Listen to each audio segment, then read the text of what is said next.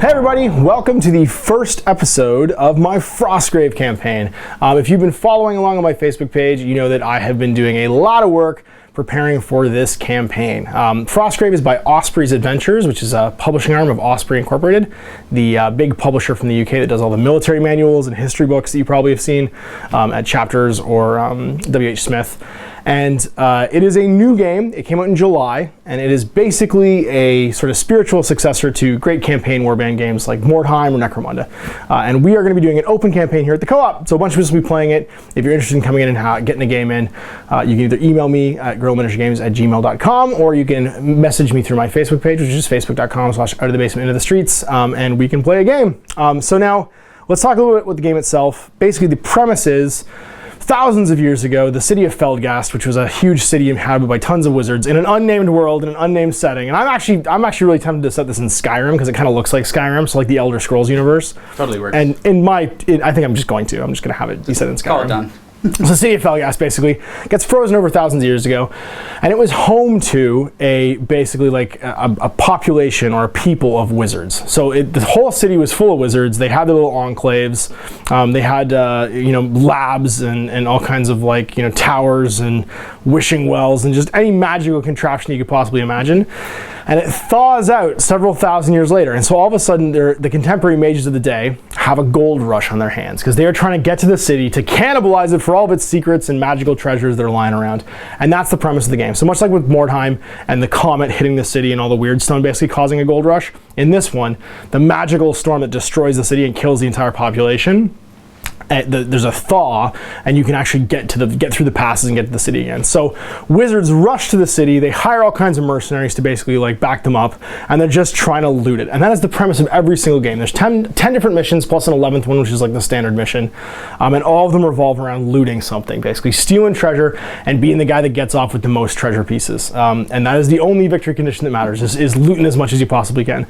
Now, unlike some warband games, the only guy that gets better in this game is the wizard himself and his apprentice. You can hire an apprentice if you want. You don't have to have one, but you can have an understudy basically that can also be improved and gain experience. But he's directly attached to the wizard. So if the wizard gets better, he gets better automatically. Now the soldiers don't matter so much. They can't earn experience. The way that you basically improve your soldiers is by buying better ones. You probably can't afford good ones in the beginning, like knights and barbarians and templars. You're just hiring greasy thugs and thieves. So you're gonna see expendables, exactly. So you're gonna see our warbands kind of start off with just sort of the job squad, and then they get upgraded later on. So as you have more money, you have a maximum of 8 soldiers you can take. So every warband caps at 10 guys. There's certain things you can take, I'll talk about that later, to improve the size of your warband, but normally you can have 8 soldiers, an apprentice, and 1 wizard. And the soldiers, you make them better by spending and hiring. You basically just fire the ones that aren't any good and you hire new ones. And they can get injured and stuff too. So if a guy's missing 2 hands, you probably just want to fire him and replace him with somebody else, even if he's of a lower grade. I don't even think the chumps take injuries. I think they just die. No, you can get injured. Yeah, you get your hands lopped off and all that stuff. And so when somebody's too crippled, you just probably get rid of them. They can be equipped with magic items and stuff though. Everybody can't get special equipment, but depending upon how important you are, that's how many you can have. So most of the soldiers can only have 1. They can only carry 1 piece of equipment because they're not really I'm a wizard. I'm not going to loan you 7 magic swords and be like, hey, today you can use this one. I keep them all in my armory and I equip you per game basically with what I want you to have. So the cool thing about that though is, if you want to start a new warband, you don't really have to collect new mercenaries. You just paint a new wizard. And that's it. So you can have an infinite number of different warbands, and the mercenaries are just the guys who've set up camp in the cities around Felghast or the towns around Felghast that are in the bar when the wizard walks in and goes hey, we're going to Felghast to go loot something, and they hire them and then they wander off. So I don't feel bad that I only have 1 collection of these guys. And what's cool too is it's kind of like building a D&D party. Everybody has a job. So you can have a ranger, a barbarian, a knight, apothecary. You can hire marksmen, all these different guys, different classes and stuff. And so you get a lot of mileage at different miniature lines and miniature companies. So if you watch my This Is Not a Test series, this is another great example of a game where there are some official models, and they're wonderful models by North Star Hobbies, but you can use any kind of adventure class miniature you have. When we look at our miniatures, we get to see what that looks like. So now this was a big project because a lot like that other game, This Is Not a Test, this is a very scenery intensive game. You need a lot of scenery, and to do it right, to bring it to you guys and have it look correct, I had to make it look like a frozen Arctic wasteland. I had to make it look like Skyrim. So I had to build all new scenery for this table. It's on a new mat. Well, it's on a mat I already had, luckily, but it is on a mat you don't see me play on very often. We actually have an Arctic frozen ruined city to play the games on, which you'll see in a minute. And which took a long time to build. And then on top of that, the scenarios all require, for the most part, specific scenery, specific like bad guy models. And that means that from 0 to now, I've literally been for about a month and a half collecting and painting models to do this.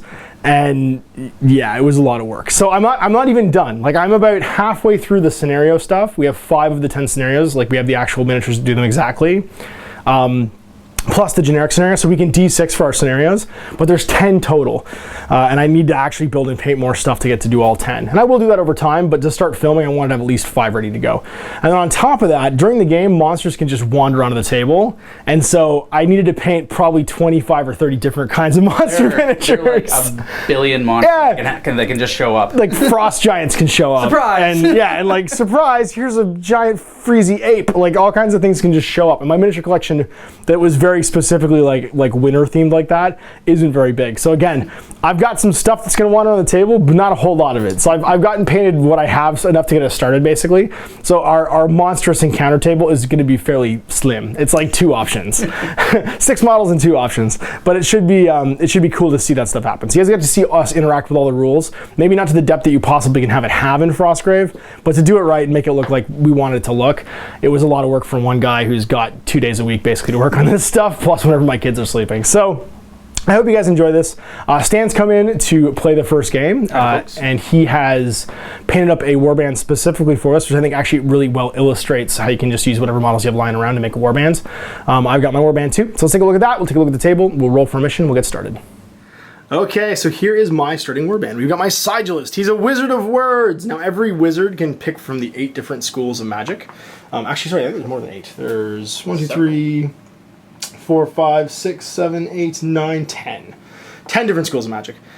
And that gives you not just your own primary school that you get to pick 3 spells from, but your aligned schools, which you can pick 3, you have to pick 3 spells from, one from each school. Your neutral schools, of which there are 5 others, and your opposed school, which you can't actually start off knowing a spell from. So it just kind of changes the mix of spells that you have. So my Sigilist, he can take sigilism spells, which are basically all based on words. And the ones that he has, you have explosive rune, so you can basically make landmines and drop them around the table. I have some cards here for all of these things, which are available from the Osprey website. And I actually made my exploding runes too. These are bits from a game called Strange Aeons. So I have like magical landmines that if you walk too close to them, stuff blows up.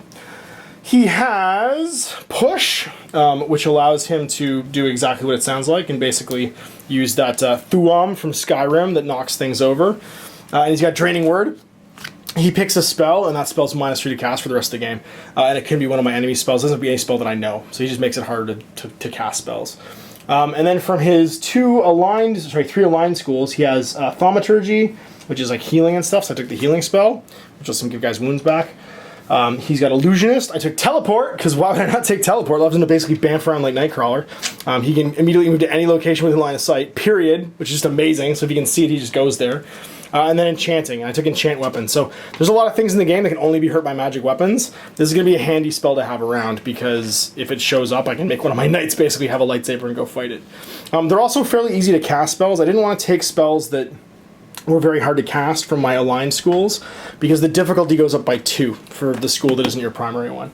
And then from my my neutral schools, which is Elementalism, Necromancy, Witchcraft, Chrono something, so the Time Wizards, and Soothsaying, which is like seeing in the future and stuff.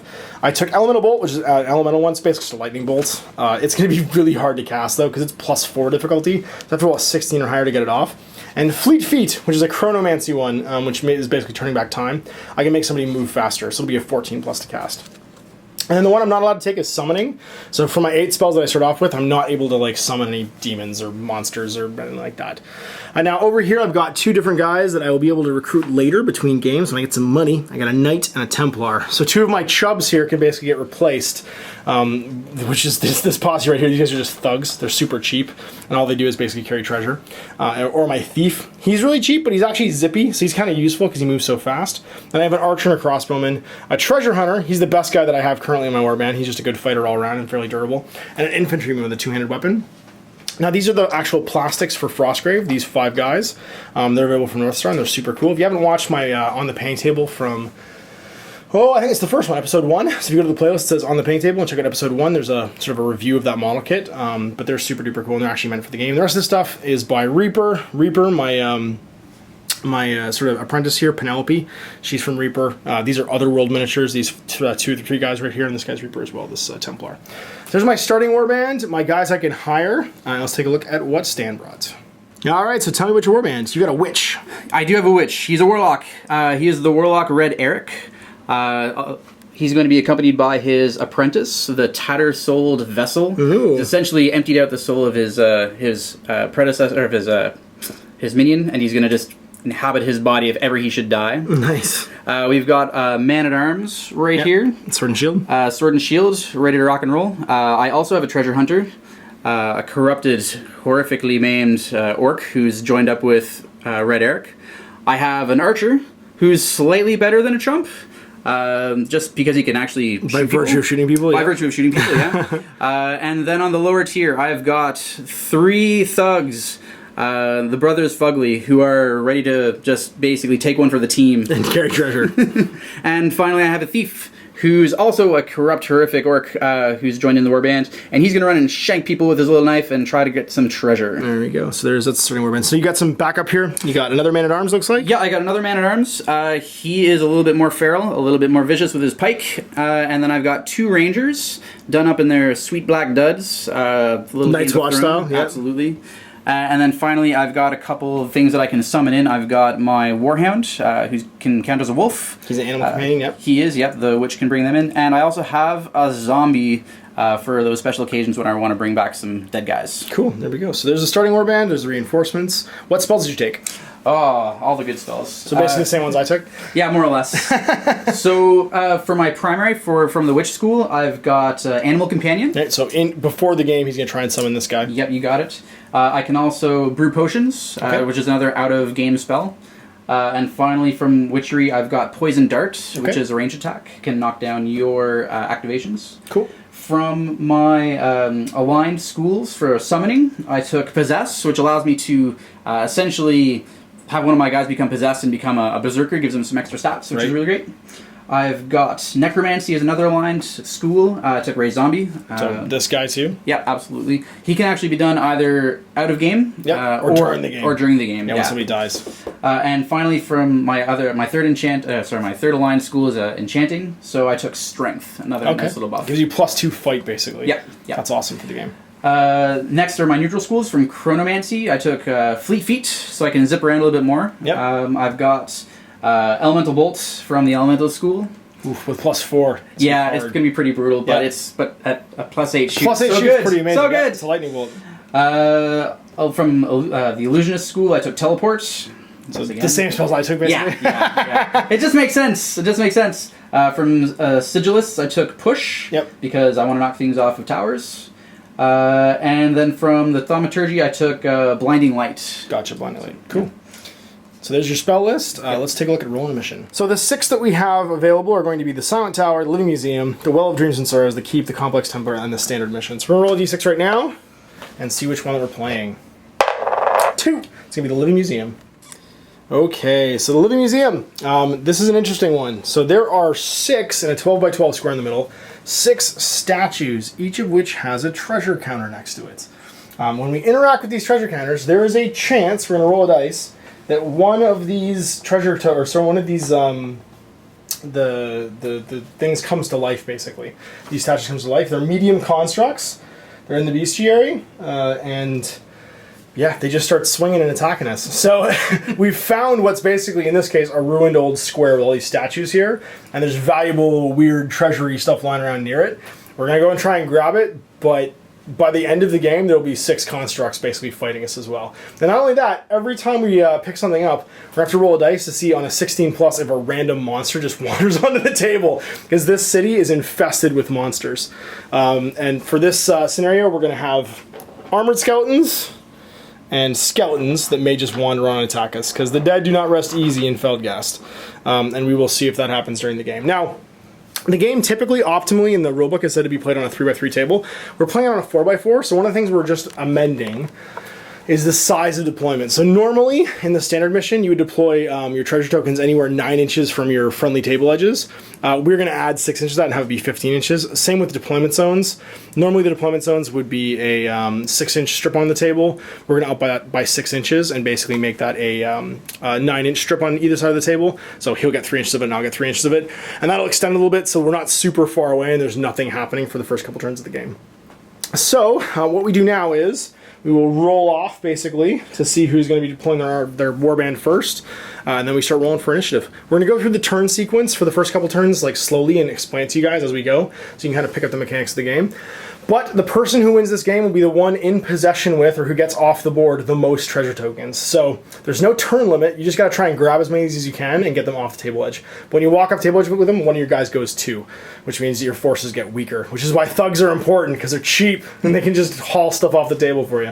So we will dice off for choosing sides, and then we'll get started. 20 game, and that means we have to try and roll as high as possible. This is a good thing. Oh, do you? Fine. So dicing off. Let's see what I get. I get 15. I get a 5. So I get to choose edges, and then I deploy first. I'm pretty happy with this side over here, so I think I'm going to actually grab this side. And I will deploy my warband, and we will go back and forth, and we'll be back after we're done deploying. All right, time deployed, but there are some pre-game spells that Mr. Stan's got to cast. He's going to try and summon his Hound. Yes, Hound. All right, so casting value is 8. I get +4 for my will. I do it plenty. No problem. I got a Hound. Me too. You're trying to get the zombie as well? I'm gonna get the zombie, yeah. All right, so Ray's zombie is a 10. What's your current warband size? My current, with the Hound, it becomes 10. Okay. Zombie doesn't count. Zombie doesn't count? Okay. Yeah, zombie. I knew the Hound counted. I didn't know if the zombie counted or not. It's almost like I planned it that way.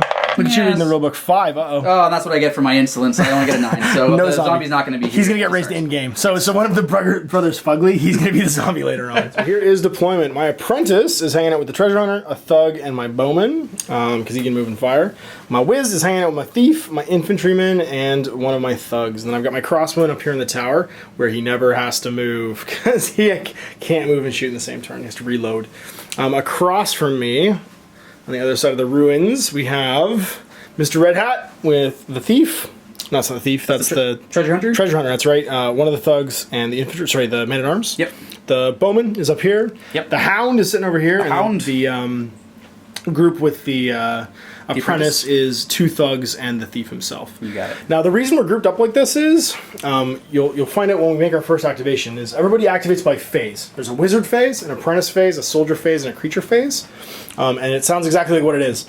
During the wizard phase, the wizard gets to activate. Now, he has a thing called group activation, though. He can pull up to 3 soldiers, or just even friendly models, within 3 inches of him into his activation, and they all activate as a group. So it almost forms like a little squad, and that's why we have these groups of guys around us.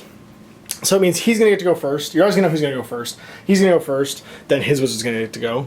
Then we've got mine, then we've got his apprentice, and then we'll have the soldiers and the creatures that wander under the table going last. So the game starts with initiative roll. Whoever rolls higher gets to go first. So we get to roll off. That's not going to be good. Yeah, 6. All right. Going so first. we've got the wizard phase starting off the game, and that means Mr. Red Hat gets to go first. All right. Everybody in the game gets 2 actions, one of which has to be a move action if you're going to take it. So the first action is always a move. The second action can be anything: casting a spell, shooting, fighting in combat, whatever you want. So Red Eric, is he going to group activate? He's going to group activate. Yes, indeed. So that means that when you group activate, they all have to complete their movement, and they complete their actions in any order he wants. Yeah. So you're, I think, mostly movement 6 there? Eric is movement 6. The treasure hunter is movement 7. Okay. And the man at arms, I think, is movement 6 as well. Where am I, crazy person? Might be 5. He's 6. Movement 6. And the thugs are 6 too. Yeah. Okay. All right. So Red Eric is going to start by marching towards that room. Get to the museum. Get there fast. Museum. Want to the treasures. All right. Man at arms is going to do the same thing. Treasure hunter, he's going to zip around and cut off a little bit. Go right there. And one of the brothers, Fugly, is going to move up behind. Yay, he's helping. And now you get to do some actions. Who's going to use their action first? I'm going to start by doing some additional movement actions with my treasure hunter. Okay, you move 7 again? Since it's a second movement action, he can only move half. That's right, yeah. So he moves 3.5. You got it. Whee! Gonna get me some treasure. The same, he's gonna go an extra 3 inches. Man-at-Arms, you know what? Sure, why not? He's gonna go as well for another 3 inches. And then finally, Red Eric. I think he's going to try to cast a spell. I realized he had too many spells all of a sudden. I was offering him some of the spell cards, and we realized he had 10 spells. Hooray for learning! I was like, wait, you only get 2 neutral school spells. He's like, oh. So we had to do some quick math. So which ones did you drop? You dropped Elemental Bolt and... Fleet Feet. Fleet Feet, okay. Yeah. So you kept Push, which I also have, and you kept Teleport, which I also have, but the rest of them are all the ones that we talked about earlier. Yep. Okay, so what are you casting? Okay, so I'm going to cast Strength on my Treasure Hunter. All right, sounds good. So Treasure Hunter's getting Strength. What does he need to cast on? He's casting on a 12. Okay, so now you don't actually add your will to this. Again, that was a boo-boo from earlier. You can, however, steal your own hit points to do it. So you have to roll over a what? My number is a 12. Normally it'd be a 10, but That's because right. it's an aligned school, it's a plus 2 It's difficulty. plus 2 difficulty. So beat a 12. 19 is good. Done. Crushes So it. Strong dude. So that's going to give him plus 2 fight for the rest of the game, which means that he is much more dangerous. He's going to be fight 6. All right, so all those actions are done. So it's over to my wizard. And what are we going to do, Rothgar? I think Rothgar's going to start off by doing a group activation and moving on up, moving on up. So we're going to do the Thief. He's going to go first. Yeah, he's going to go first. And he's going to go 7 because he moved 7. So he's going to go 3 to the corner of this. And then 4 more. So he's peeking out the edge here at the end of that. Infantryman's gonna creep forward. He goes 6 total. So that's 5. And then 1 more. We'll put him 6. So he's gonna get to go over here. Wiz also goes 6. He's gonna run up to the edge of this like so. And Magumba, he's gonna go 6 as well and run up in behind to here. Wizard phase is over. We're on to the apprentice phase. You won the initiative roll, so your apprentice is going first. Yes, sir. All right. My apprentice, who's got the same movement value as the wizard, is going to start by hoofing it. Is he going to group activate? He's going to group activate, yes. Okay. Yes, indeed. He's going to group activate, and he's going to go right up to there. So the empty shell of a man coming around the corner. Absolutely. The thief is actually going to dive that way. So his movement of 7. Zoom behind the wall. And then the 2 brothers Fugly are going to march up here alongside the apprentice, give him some backup. So that's their first movement. First action, yeah. First action. For their second action, Thief is going to go a little bit further. He's going to go 3.5 inches. Seems like a good plan. He's going to zip over right next to that statue. So what's interesting is when we pick up treasure, it could actually work out for us that all of a sudden the bad guys are getting fought because it's a random guy that activates. And it goes towards the closest guy that it can see. So like, I could pick up this treasure and that statue could come to life and go fight you, which would be amazing. Yes, that would be all kinds of hilarious, which is why I like this game already. Alright, next activations. So, the Fugly brothers are going to do some extra movement. They're going to go an extra 3 right up there to block. And this fellow is going to actually zip around the side. And what's the apprentice doing? The apprentice is going to cast a spell. He's going to cast Strength as well on this guy right here. Alright, now he's not as good a caster, so he's automatically -2 to all of his rolls. So your apprentice is not as good a caster as your wizard, so it basically adds 2 to the difficulty of what you want to cast. So normally it was a, what, 12? There's a 12. So basically you need to roll 14 here. 14 it is. Yeah! Oh, cranks at Critical 20. Success. So that goon now is +2 strength? This Fugly brother is +2 fight. +2 fight, that's right. Yeah. Well, Stan and I will have an easy time remembering who's gotten buffed. You guys won't, so we put some little red gems next to them. Who am I kidding? I forgot already if I hadn't done this. So you can tell who's been buffed up with the strength spell. And likewise, I have is it strength that you have? Fight. Fight, that's right. No, but is the spell called strength? Oh, the spell is called strength. Strength, yes. that's right, yeah. So, and I have one which is enchant weapon. So we'll use different gems so you can see who have enchant. He's done, so that means my apprentice gets to go in the apprentice phase. Yes, sir. And we will group activate these 3 guys again. So we're going to move up with the Acha. He's going to go archery. He's going to go 3 and then 3 more over to here. Thug's going to go 6, so he lives a thug life. And go run up to the corner of this. Apprentice is going to move up to here. Yeah, she's going to move laterally. She was there, so she can move 6. Yeah, it's lots of room. Treasure Hunter's going to move 7, because he's zippy fast. And he's going to move up to here. She's going to tuck in a little bit just to maintain within 3. Yeah, so he gets to go in the wizard phase. Alright, so I'm going to cast a spell now. I'm going to enchant the bow of this guy. Alright, so it's normally an 8+ to cast. Enchanting, however, is a aligned. So it's going to be 10, and then it's my apprentice doing it, so it's going to be 12 or better. So 12 or better, 8 failed. Could choose to trade hit points to boost this spell. I am not going to. Completely forgot that I didn't do my second actions with any of these guys, but that's okay. We will remember next turn. They decided they were going to go on Overwatch, and then they realized that wasn't a thing in this game. So our apprentices are now done, so we're going to move over to soldiers. We got soldiers who are out of command. Actually, no, I have more actions here. What am I even doing? I skipped it because I realized I forgot this, and then I was about to forget all my actions over here because I just did the spell, and she was not the only one who could go. So my treasure hunter's going to move again. He can move 3.5, so he's going to zip through here. Don't you just love playing a game for the first time? I know. I feel like I've lost my mind. And then he's going to zip through here as well, 3.5. Or 3, actually, just because he's a 6-inch moving. That's not spell. I was going to shoot your fighty guy. So I'm going to shoot a bow and arrow. Now I have a shoot value of +2. So it means that I roll a d20 and add my shoot value. You roll a d20, add your fight, because your fight is both offensive as defensive, so you use your defensive side as well. And then whoever gets the highest basically wins, and we subtract your armor from the differential. And the what's left over is basically how much damage I do to you. So I get +2, you get +6. No, plus... He's a goon, so he's +4. Shooting this guy? Yeah. Okay. He's +4, right? He's +4 now. Okay. So I get a 10. I almost had a 20. You get a 1, so you get a 5. But 10 to 5 is 5. What's your armor? He's armor 10. So -5. Yeah, -5 hit point damage. Now to the soldier phase, like I said earlier. And you got a bowman and a doggy. Alright, I'm going to start by moving my dog. Doggy, doggy, dog. He's what, moving 8? Yes. He's gonna zip up this way. Yeah, he's gonna wrap around. And now I don't think can interact with treasure, can he? No, he cannot carry treasure or items or anything like that because he's a dog. Because he's a dog. No matter how smart you are, whatever you saw in Lassie, he will not pick it up. He can arf at you all day long, though. He's going to fight constructs. He's totally going to run the defense here. So he's actually going to use his second move to go right there. So the second action is going to move again. So my archer, for his first action, is he's going to move because he always has to. He's just going to go right up to the ledge there. Okay. Nice and easy. And then I'm probably going to shoot something. Sounds good. Seems like a plan. I can draw a line to your wizard. Okay. But man, there's all sorts of cover in there. So what happens is you don't actually get cover unless you're within an inch of something that provides cover. You do, however, give +1 to my fight attribute for every piece of terrain intervening, and I've got 1, 2, 3 pieces of terrain. Yep. So it's exactly the same as being in cover, because being in cover is +3 to my fight, and +1 for 3 pieces of terrain is also +3 to my fight. So basically, I'm in cover. So my fight is 2 because I'm a whiz. +3 for the 3 pieces of intervening terrain is 5. And you get +2 because you're a bowman. Bowman! I got a 16. I got a 13. Yeah.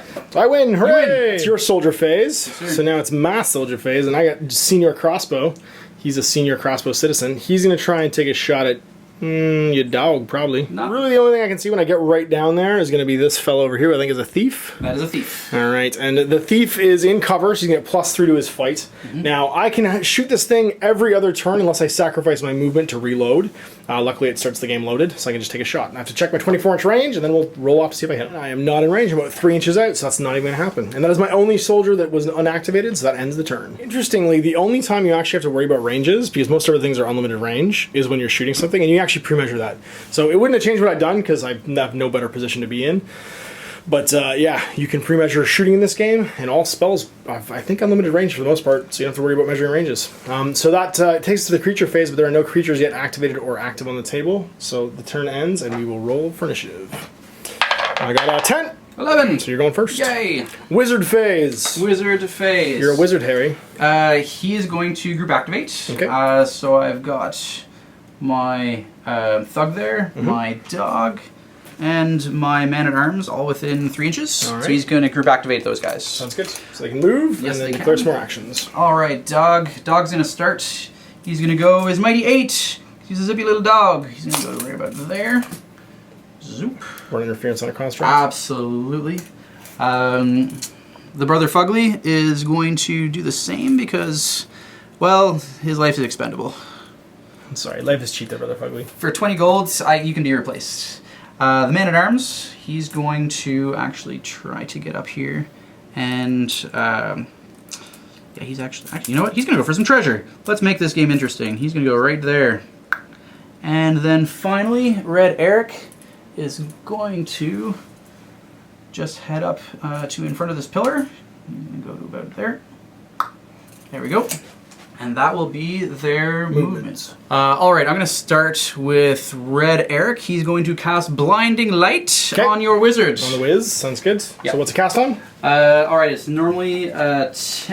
It's neutral? But it is neutral. So it's 14. 14. All right, so you get a 14? 14?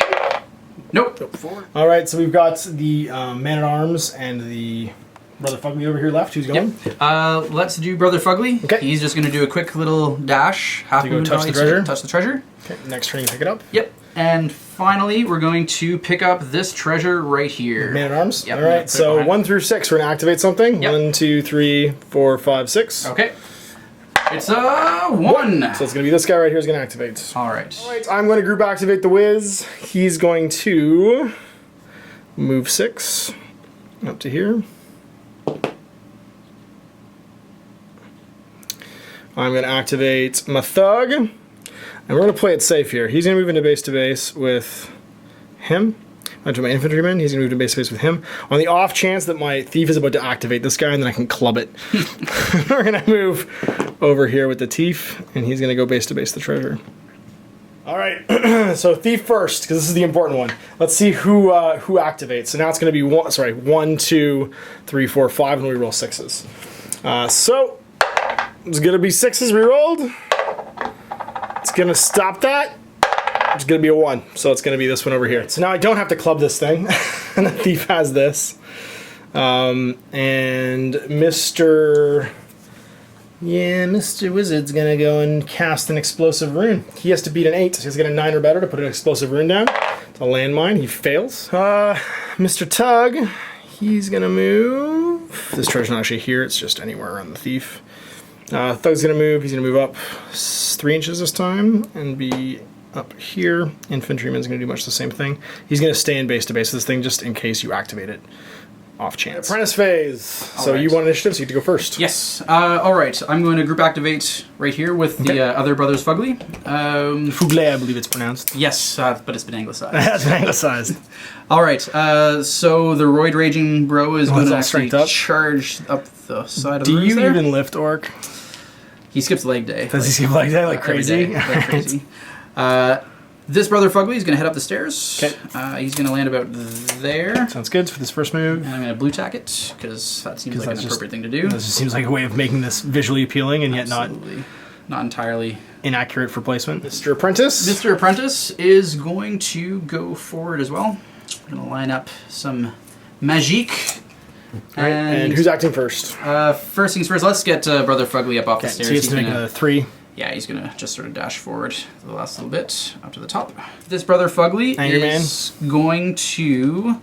he's just going to actually... He's going to stay within 3 inches of... Some terrain. Of the guy and get stay shot. with some terrain. Yep. Yeah. Finally, the apprentice is going to cast a poison dart. That sounds terrible. At your apprentice. My apprentice, okay. Because she looks funny. She looks funny. So it's a line of sight anywhere in range. There's no ranges again for these spells. They just get to Hadouken as far as they want, as long as they can see. Yep. What was it cast on? Cast on a 10 normally.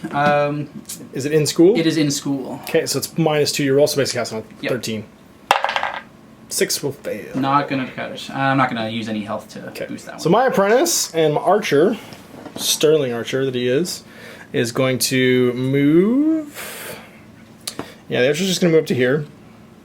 The apprentice is going to move 1, 2, 3, 4, and then 2 actually up the ladder. Ah. So she's 2 inches in the air right now. I'm just going to place her at the bottom. We'll know she's 2 inches up. Second, I will shoot with my archer into your apprentice. Your fight +0, so we dice off. Apprentice. 5 to 7, so nothing. And then I will move my second short skill, so this is a 5-inch tall ladder, so she's now at the top of this thing. Like so. Soldier phase. Now that we've got soldiers all broken off everywhere, we're actually going to go back and forth alternate activating soldiers. I only had the one guy last turn, but all of our soldiers who haven't activated that are solos will basically get to go as their own units. So you won the initiative roll, so you get to activate a soldier first. I'm actually going to activate the dog. Okay. The dog is going to move into base-to-base contact with the statue. And fight it? And try to fight it! Right, dog versus robot. Go dog! So constructs are fight +1. What's your dog's fight? The dog... +1. So 10. Nope. So 10 to 4, difference of 6, and 10 minus 10 for your armor is nothing. All right, so he's gone. So now it's over to me. I'm going to do ye old shooty crossbow man, and he's going to shoot that construct. All right, so because he didn't shoot last turn, he's already loaded with his crossbow. He's got one piece of scenery in the way, so that'll be +1 fight. So it's +2 to your roll, +2 to my roll. 7. 20. That's pretty good. Yay! So I win, and 20 is my total. Minus your armor of 12 is 8 points of damage, but I have +2 damage for my crossbow. Yep. So a total of 10 damage. So how much does the construct have? The construct has 12 wounds. So it has 2 wounds left. Yeah. Almost gotcha. So that means it's also wounded. That's right. So it's -2 to all of its rolls. You. Which soldier want to do next? All right. Next, I think we are going to do the thief. Okay. Activating right here. Yep. So he's got movement 7. He's gonna just sort of dash around to try to wind up right behind the dog. Keep the statue in between. And for his next action, he's going to use the last of his movement to zip up behind the statue there. Okay. Oop, being all sneaky.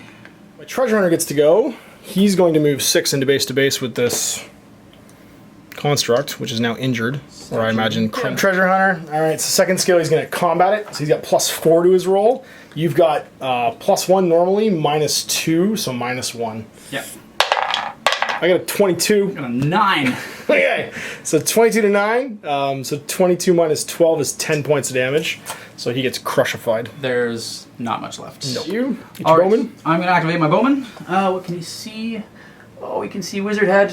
Okay, going for the wizard. Ooh, actually, he can see treasure hunter way clearer than wizard. Let's go for treasure hunter. Treasure hunter it is. Yes, sir. No train in the way, it doesn't look like. Nope. So you got a straight shot. And plenty of range. Okay, so I get fight +4. I get shoot +2. That's a 10. I get a 12. Difference of 2. I am armor 11, so you do 1 point of damage. 1 point of damage. I normally have 10. I'm down to 11 wounds left because he took a wound. Who you got left for soldiers? I've still got my treasure hunter. Okay, and I have one more thug living his thug life, so he's going to go 6. That's going to bring him out to just whoops behind the treasure hunter, so like here. Move him back where he was. And then his second skill is going to move into base space for this treasure. Because you got to get the loot, son. The loot. Treasure hunter? So my treasure hunter is going to go. He is going to... Can you get around that thug? I think you can move through friendly models, I'm pretty sure. All right, well, We'll double check, but I'm pretty sure you can anyway. Cool. Well, let's move up to here, right beside it. And let's pick up some loot. He's going to take a shot, or is he going to pick up the treasure, rather? He's going to pick up the treasure, yeah. Okay, so we'll roll. We've got 1, 2, 3, 4 unactivated ones now. So actually, roll a d20. It'll be 1 to 5, Yep. 6 to 10, and so on. Cool. It's going to be... 18, it's going to be this one right here. Last one. Perfect. Uh-oh. Yay! I went base to face my 2 dudes. All right, so you've claimed 2 treasures. I've currently claimed 1. And that, I think, is the end of the soldier phase. So we are on to the creature phase. So we have 2 activated constructs. The guy who won the initiative roll can choose which one activates first. Let's do this one because it amuses me. Okay. So it's going to swing and fight 2 dudes. So he gets to choose which one he wants to fight, and then they'll get a supporting bonus. So with fight 3 on the infantryman, it's a way better idea to fight the thief. Also, he's carrying treasure, and because he activated him, he gets to choose. And yeah, he's going to swing on me. I'll be fight 3, though, because I do have a supporting model. And we'll see what happens. Go robot. So I did pretty good. I got a 20. Bad robot. You got a 2. So 20 minus your 12 is 8 points of damage. Minus 1, though, because I'm using a dagger. So it goes to 7 points of damage, which leaves you with 5. All right. So you got clubbed pretty good. And then now we can go over here and fight ye old dog. Dog's got this. Dog's got this? You think so? Absolutely. I'm fight +1, you're fight +2 or +1? +1, I believe. Okay. So both +1. I got a 10. 14. 14, all right, so you win. The construct's armor value is 12, so 2 points of damage, that's 10 left. All right, 10 damage left on there. That's all the creatures on the table. You know what we've been forgetting to do? What's that? Pick up treasure, roll for skeletons. Oh yeah, roll for skeletons. We just realized that. Did you just recently... You know what, let's just roll right now and see what Sure. happens. We'll place them on the table edge. Sounds good. I'll roll for my thief's treasure, 16. Nope, nothing. For your infantryman's treasure? Yep.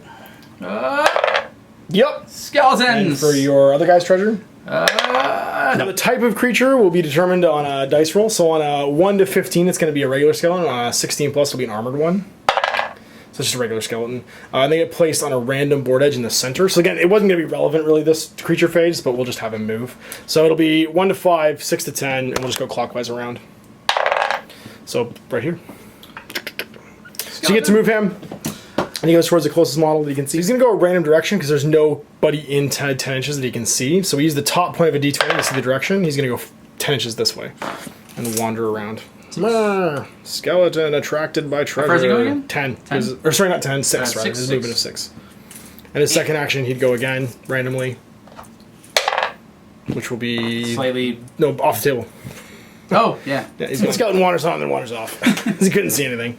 Sorry, actually, it takes no second action, so he'll just be 6 inches where he was. So just like right here. Yeah.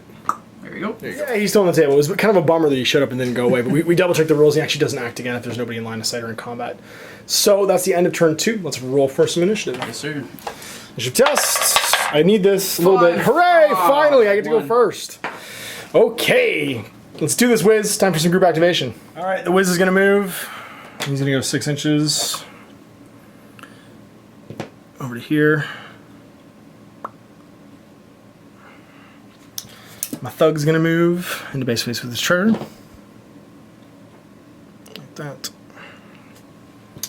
These guys are both in combat, so not moving anywhere. Zavroon! Do it this time. 8 plus. Sorry, 9 plus. 18, it goes off. So we're dropping a landmine within 1 inch. So just right. Oops. There. He's going to activate a treasure. Actually, yeah, he's going to activate a treasure. Why not? Let's do it. So he picks it up, and does it bring in a skeleton? Yes, it does. Yeah. Random table edge, so 1 to 5, 6 to 10, around again. Yep. 11, so it's going to be your board edge. Nope, wait, 11 would be over here. Yep. Armored.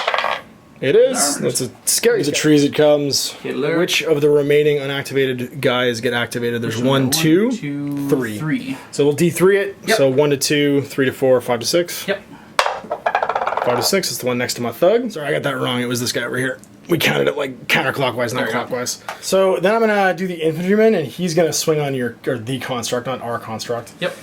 He's gonna get +5 right now because he's got a supporting guy. +1. Oh, 15. 6. Smash. So difference in 9 minus his, I think, 10 armor. 7 left because he's wearing mail at least, not mail, leather armor at least. So now Thief's gonna stab him. All right, Thief, do what you do. That's your dice. Sorry, I'm not gonna say your dice again. Sorry. You get mad when I do that. I get +3 for my Thief. You get +1 for the construct. Go, Robo. Of course. You get a total of 18. 18. I get a total of 20. So I win 8. Sorry, I get 20 minus 12 is 8 points of damage. It only has 3, 4, 5 left, so it's dead. Aren't you encumbered? Oh, I am encumbered. Is that -2? It's only -1 fight, so it's not going to matter. But it does mean that I'm total of 19 now with my bonus. And I'm -1 again because of my dagger, so that's a total of 18. But it's still 6 damage. You only have 5 left, so it's going to kill him. All right, well, that went fairly well. I can't believe the infantryman failed to kill the construct and the Thief did. So it's over to you, Mr. Eric the Red Hat. All right, Eric. Who's in 3 inches for group activation? Looks Mr. like the Thief. And I think the Thug's going to be just... Yeah, Thug's going to be out. So it's just going to be Eric and the Thief for now. Like a thief in the night. Yes, sir. All right. So what do we need to get done? Thief is going to... you know what? I'm going to try to go for your Thug. Your Thug? Okay. Yeah. Go, Thief. Move up. First movement there. And then Eric's going to do his move. He's going to just zip around this way. And like the spiteful being that I am, I'm going to try to do something bad to your wizard. Sounds good. Poison Dart it is, needing a 14. Poison Dart is 10 and it's in my school. Oh, so just 10. Right, so beat the 10. Dart! You life it for 2. I'm going to totally life it for 2. Okay. Puts him at 12 life left. Yep. +5 shooting attack. I am fight 2. You are fight +5. Or shoot +5. So I got 16. 15. Alright, so just misses. Good job, Rothgar. She did hit me. Woohoo! You got a 16, so that's going to be 6 points of damage. Actually, Poison Dart does not do damage. Oh, it doesn't? Okay. It does not, no. But you lose 1 of your 2 standard actions per activation for the rest of the game. Oh, that's not good. Or until healed by either a heal spell or a healing potion. Okay. The remaining action does not have to be the otherwise compulsory movement. Okay. And poison darts, multiple poison darts against same figure, no effect. Fights happen? Yes. All right. Thief is going to fight your thug. Okay. I got got fight this. +2. Your fight +1. Go Thief. Go Thief. You got this. Oh, you Crit. got this. Oh no. Double damage. Just decapitates Oh him. no. So that's 20 minus 10. Actually, it's currently 21, but 21 double. minus, So you take 20 points of damage. So he's got like 10 points. 10 so he's gonna points. explode everywhere. Yeah, he's gonna You explode. get axe to face. Oh. Give him a thief when you need a Roid Monster's job, I guess. Oh, apparently. So that's all of my group activation for my wizard phase. All right, apprentice phase. All right, it's time for the whiz to get some work done here. So Penelope, my apprentice, she's gonna cast some magic at you. She's not gonna move. She's just gonna cast teleport. She has to beat a 12 right now because she's the apprentice. Blink. Bam, 20. So anywhere in line of sight. Showing up right there. Apprentice. All right, my apprentice only has the one brother Fugly to group activate with, but we're gonna do that. So first things first, brother Fugly is going to come around the bend. Actually, no, we're gonna be smart. He's gonna come up the stairs. Okay. And get blue tacked. Yeah. And then the apprentice himself. The apprentice is going to move. He's going to move up the stairs as well. He can actually get like right to the top right there. Second actions. Second actions. Brother Fugly is going to continue his mad dash right up to the top. His rage marker. And the apprentice is going to do some things. What do you want to do, apprentice? I think you want to cast a poison dart as well. Cast some poison dart in the archer. 15? No, he needs a 12. Yeah. Or beat a 12. 15 does so. Good job. So it's shoot plus... +5. Okay, I'm in cover, so I get +3 to my fight of +1. +5 here. I got 15. I'm not a 15. Missed. The apprentice phases are over. Soldier phase. Unactivated for me, I have my treasure hunter and this thug. You've got... I've got a treasure hunter, Yep. I've got a thug, and I've got a man-at-arms, and another thug, and... Your dog. The dog. Didn't you initiative? Oh, I did win initiative, didn't I? Ooh. Well, then we're going to activate this thug. He's going to pick up that treasure. So there's 2 remaining constructs. 1, 2. So on a 1 to 10, it'll be the one fighting the man-at-arms, or that's about to fight the man-at-arms. On a higher number, the thug. Nope, man-at-arms, so that's what activates over here. Alright. Cool. Action, I'm going to move half distance. Do I go quarter in my second move? Because this is still my first movement action of the turn, I get to move 3. I'm going to move through my friends, because I can. And up on the other side over here. Carrying some treasure. The mad dash for the board edge. Get out of here, thug. Get going. You got one job now. Who you got? Let's start with the man-at-arms, why not? Okay. He's got to fight a construct now, so... He does. See, he gets forced into combat. It's a rule called forced combat. If you are within an inch of a model, it can basically force you to move. So even if he decided he wanted to move away, he couldn't because he would just move just starting his movement, he'd be forced into combat because he's within an inch of the statue. He's man-at-arms +3, I think? +3, but he's carrying treasure, so he's actually minus -1. one, so he'd be it's +2, basically. +2, yeah. All right, +1 for the construct. Yeah! 5. 18. Sorry, 6. Doesn't matter. Not good. Okay, so 18 minus your armor of 12, I think. Would be 6 points? He is, in fact, armor 12? of 12, yeah. So 6 points. You did have how many left? 6 left. Crunch. He's got 6 left. So man-at-arms, or not man-at-arms, a treasure hunter. He's going to do exactly what a treasure hunter would do and go get some treasure. And this is the last piece to get picked up. So he knows he's going to screw his buddy by doing this. But doesn't care. Can't stop, won't stop. We're going to pick it up. And that's going to activate my last thing. So we're just going to remove out all these activated things because we know they're all basically available now. And it's going to clean up the board a little bit. But all the constructs are now. Right, over to you. All right, let's activate this treasure hunter. His movement is half because he's carrying the treasure, but he's going to book it. Okay, he's within an inch, though, of an active construct, so I think he gets... Oh, no, he's not quite. Just no, an you're inch. good. You're good. And I want to keep it that way. Yep. So he can go... He can go through his friend, remember, for free, right, so it doesn't matter as long as he doesn't go within an inch. 3.5, so he's going to end... So he doesn't have to hit the woods and be in severe terrain. Yeah. You do that. And then for his second action, he's going to move again. Quarter, I guess? Quarter, yeah. So inch and a half, basically. yeah. 6 would be an inch and a half. I have my archer and my crossbowman left over here. I think we're going to do the archer first. He's going to shoot your apprentice. So we're within 24. Yep. I'm shoot +2. You're out of cover, so +2. 3 is not good, so I miss. Yeah. Over to you. Next, I've got a thug. You do. And I got a statue. Yeah, so he's going to get forced into combat. We're going to do that, yep. All right, do the man dance. Got this. I get +1, you get +2. Hey! Crit!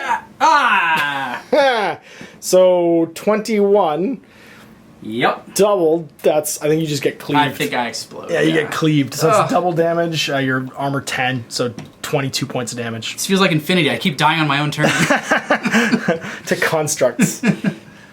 Exploded. Yeah. Some angry constructs. All right, what do you got left? You got doggy? I've got a dog. I've got an crossbow, archer, and and I've got a thug. fugly. All right. I'm going to try and make you -1 thug if I'm in range. All right, so I'm going to shoot the whiz, because he's really the only thing I can see in range. This piece of terrain's obscuring him. This one isn't. So he +1 to your fight, so you become fight 3. I am shoot 3. 2. I get 16. I do to your not get that high. Yeah. So 16 minus your armor of 10 is 6. Yep. +2 though, because I'm damage +2 because I'm a crossbow. Because I didn't move, that's why I was able to reload and fire in the same turn. That's going to make him injured. Injured models are -2 to all of their action rolls. All right, so I am tapped now. All of my guys have gone, so you can continue activating your models. I'm going to activate my archer, and I'm going to aim for somebody carrying treasure, because that seems a smart thing to do. Yeah, treasure hunter. Who can I see the carrying treasure? Can you see this thug? I can see the thug. Okay. Yeah, it's going to be a intervening pillar, but I can see him. So he's fight 3 then. You're shoot 2. Yes, sir. It's a 7. You get a crit. Uh-oh. Justice! So that's Red die plus, justice. yeah, that's right. That's +2 damage to the 20 damage he just did to me. So 24 damage is what it would be. So he just gets murdered and the treasure drops right there. You got, super thug. Fugly brother and a dog. So let's do some dog action here. Okay, so he's gonna fight me? Yep, you're gonna attack the statue. Both get +1. Dog, you got this? Oh, you don't got this. Don't got this. So +1 is 12. You have an armor of... for the dog, the armor is 10 probably? 10. Okay, so 12, that's going to be 2 points of damage. Has 4 health left. So that actually makes him wounded too. That's right, he's wounded as well, so he -2 to his rolls. Oh, poor dog. And you got a thug. I got a fugly brother. Alright, fugly brother is going to start by dashing down the ramp here. 6, yep. So he's going to go right there. And then, for my second action... I think I'm going to jump down. Okay, into melee? Yes. That seems entertaining. Let's do that. Yeah. If you're going down less than 3 inches, you can basically just like hop down, and then there's no roll or anything like that. So he's good. Phase. So actually, yeah, it was soldier phase, creature phase. So who won the initiative roll? I did? You did, yeah. Okay. So I will pick this construct here to go first. Mm-hmm. And he's got a model within 10 inches in line of sight, so he's going to go after your dudes. Am I in line of sight here? Or does it matter? It doesn't matter. Oh, it's anyone within 10 inches in line of sight. Cool. So constructs move 6, I believe? I do believe it is. Okay. So you're going to choose, obviously, not to force combat your treasure hunter here, because you don't want to get murdered. So he's going to move towards the whiz. That's the one he can see. And then his second move, he'll go half, and then base to base. Over to you. You can pick a construct now. Alright. I think we are going to choose this construct. Okay. And I think we're also going to go after... Matif. Your Teef. He's the closest one. 6 to take him in. Yep. And then he gets to fight him around a melee. You got it. Fight +1 for Fight +1 as well. Oh my gosh, crit. Oh man. I can't believe I just critted you. I critted you again. He's armor 12, so 8 doubled is 16.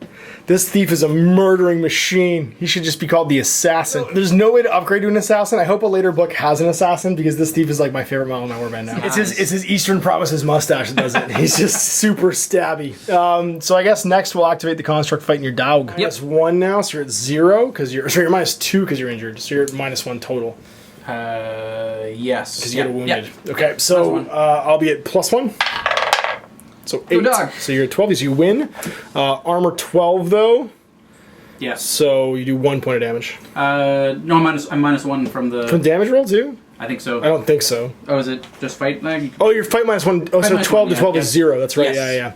Yeah, because you're negative fight, so basically you do no damage. So left, we've got 2 skeletons, and we've got the last construct. So let's do this statue. Why not? Sounds good. Why not? So the man-at-arms fighting that one construct. Yep. So construct +1, you're at +3. And +2 because I'm -1 for carrying treasure. Oh, that's right. Okay, so Construct wins again. Yep. So +1 is 19. Yep. Your armor 12, so you take 7 points of damage. You have 6 left, so you are dead. Dead. Okay, so that's everybody but the Skellies. So we'll do the Skelly over here. He's got nobody within 10, so he's going to go random direction. He's going to go that way 6 inches and then stop because he doesn't take a second skill. Boop. So rolling for the other guy. He's going to go 6 inches this way and just kind of dirtle around. I'm a Scout. Should end the turn. So all the constructs and creatures have gone, and we now roll initiative again. Indeed. All right, let's see who gets it. Big money. 8. Yeah. And you're going first. All right, Wizards. Who's within 3? You got a dog. Dog is definitely going to activate there. Treasure Hunter is out just barely, so it's just going to be the 2. Okay. Not a whole lot of movement going to be happening since they're both in combat. So let's get to it. Yep, the Wizard's gonna try to defend himself. He's not looking so hot, but statue's gotta go. So you'll be at fight 0 basically because of your injuries. Yep. Constructs at fight +1. I have to roll 20. That works. That's right. Do it. 20. Well, I rolled a 1. It's close enough. Good enough. I'll take it. So 19 minus 12 is 7 points of damage. Eric's fighting the construct. The construct's got 5 left though. Did some big damage to it. Doggy's gonna do some doggy damage. Doggy's gonna dog. All right. So +1 for the construct because it's still not wounded. Yep. I'm going to end up with a -1 from being +1 but injured. Okay. So I got a 14. You're good. Yep. So that's a total of 14 minus 12 is 2 points. 2 points of damage. So it's from 10 to 8. The construct down to 8 damage now, and that's your wizard phase. So my wizard phase, we're just going to pull the treasure hunter in because that makes the most sense. Mm-hmm. And he gets to go movement half right now, so only 3.5. So I don't think he's going to make it into melee with your dude man guy.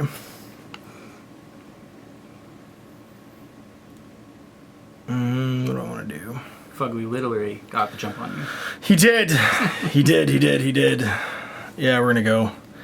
We're just going to start running. So we're going to go 3.5 backwards. Cool. This is what the game is supposed to be about. Get the treasure. All right, get the treasure. Get out. Good job. Treasure hunter's got his the thing that he is named for, so he's going to make a move.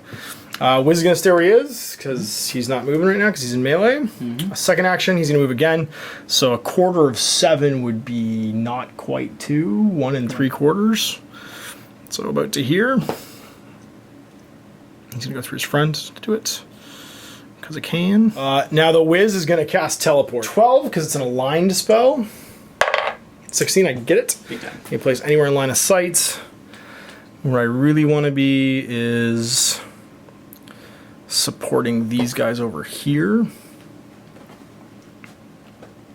but far enough away from Scary Thug that Scary Thug isn't going to hurt me. So, yeah, because I want to be able to pull it activate. I want to be able to make him go first, basically, later on. So I think what we're going to do is we're going to have him go back to on this step. Blink. Like that. Bam. That's my wizard phase. Your apprentice. Apprentice. I only have 1 fugly. The right man. So they're going to group activate. Okay. First things first, some movement. How tall? Let's do this. He's going to run down the ramp just like his brother did. Okay. So right there. And your apprentice. And my apprentice is going to move up as well. He's still poisoned, by the way. That's why I only took 1 action. Yep. Just so you know. Yep. Actually, do you have any tokens to mark poison? Sure. Poison. All right. The apprentice is going to try to cast blinding light on your apprentice. My apprentice sounds good. 16 here. Nope, right. That's a 2. Not ability for this guy. Yep. He's going to move down further. He's actually going to come down this way to avoid jumping on the rune. All right, my apprentice. She's going to activate. Treasure Hunter's already gone, so she's just activating that thug. Thug's going to go 3 as part of his commitment to the thug life. He'll go through his buddy. So he went up there, and he's just, I'm going to dash basically with treasure, yeah. So 3 will put him there. I'm just going to be cheeky. I got to do it. We're going to go cheeky. 6 over here.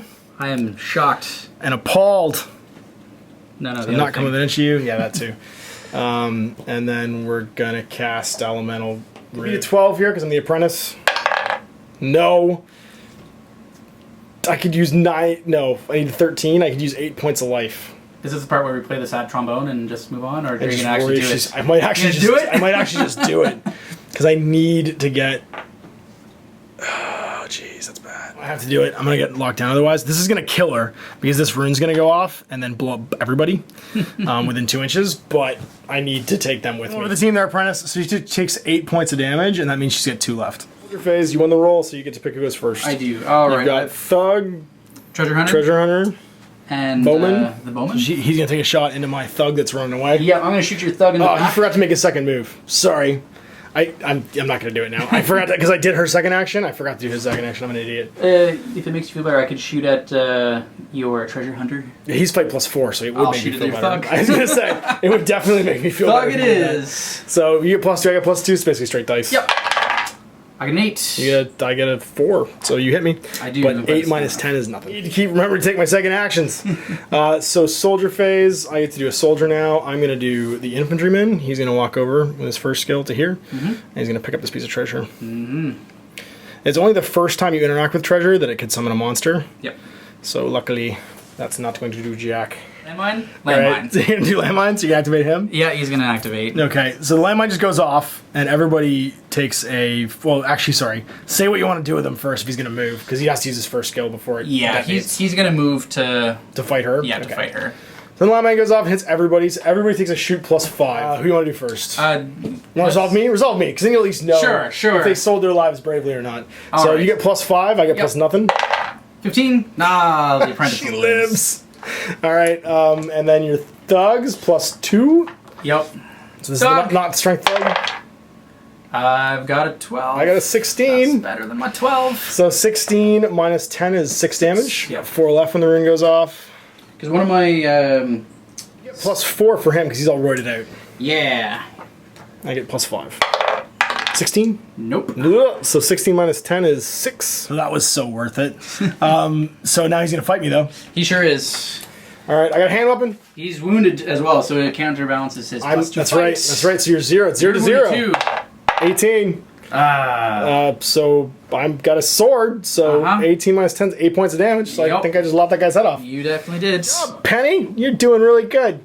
Even though you're like almost dead. The crossbow's gonna shoot. He's gonna shoot super steroids, man. Yep. He's got one corner of this bit between us. So you get +1 to your fights. You're fight 5 right now. To my +2. You get 12 to my 6. You definitely don't get hit left. I've got a treasure hunter. He seems like he should probably get out of dodge, so that's what he's gonna do. So he's encumbered. So he's gonna go 3.5 for his first. That's right, because he goes 7 normally, and then 1 3/4 is his second one. Yeah. So to about there. That's a thief. He's also speed 7, so he's gonna 3.5. This way through the door. Yep. So to there. And then he's going to go 1 3/4, which is going to put him basically at the edge of this, like so. Anybody left? That is everybody. Did I shoot with this guy? I shot with that guy. You shot my treasure. Oh yeah, I shot your treasure. Yeah, totally. I'm going to activate my bowman, and he's going to move his 6 over to here and take a shot at your apprentice. Yep. I'm going to say from the angle, there's definitely one piece of terrain in the way, because like. I can dive. You can't recover for it, but it's definitely like at a weird angle. Yep. So you get +1. 20 though, so that's pretty good. That's apparently the best. The best roll you can get. Welcome to D&D, the miniature game. So that's going to be -10 doubled, so 20 points of damage. So one-shot him. I think I just ghosted you, ghost. Yes. All right. Any soldiers left on your side? No. Yep. So constructs it is. So you win the initiative roll, so you can pick one to fight first. All right. Are there any fighting your guys? No. Negative. That's unfortunate. Dog, he can do some. Get him, dog. So you're injured, so -1 to your total. I'm at +1 still because I have 8 wounds left. 5. But I win with a 5. Oh wait, no. -1. You're at a 3, and I'm at +1 for 4. But it's still no damage because you're armor 10. Yeah. We'll do the one fighting your mage next. Okay. Actually, no, we won't. No? We'll do the one not fighting your mage, because he's going to go gang up on your mage. Like a jerk. Like a jerk. It's fighting statue time, apparently. All right. So he's going to be fight 3 now. Straight roll for me. Okay. I just need to roll 20. 10. You're good. So you win, but no damage. 2 skeletons and this guy left. Let's do other construct roll. Injured, so fight 4. So fight 3.